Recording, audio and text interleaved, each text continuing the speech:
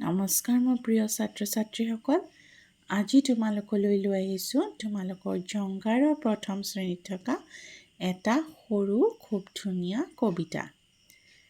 তোমালোকক মই গাই শুনাইছোঁ, পাঠ কৰি শুনাইছোঁ। তাৰপিছত তোমালোকে এইটো অংগী ভংগীৰে পাঠ কৰিবলৈ চেষ্টা কৰিবা। পুৱাতে শুই উঠি মাজো মই তাত, মুখ ধুই পানী খাই লওঁ মই পাত। পানী ঢালি গা ধুওঁ চাবোন লগাই, হাত ধুই ভাত খাওঁ চোবাই চোবাই। পুৱাতে শুই উঠি মাজো মই দাঁত, মুখ ধুই পানী খাই লওঁ মই পাত। পানী ঢালি গা ধুওঁ চাবোন লগাই, হাত ধুই ভাত খাওঁ চোবাই চোবাই। ভাল লাগিলেনে কবিতাটো?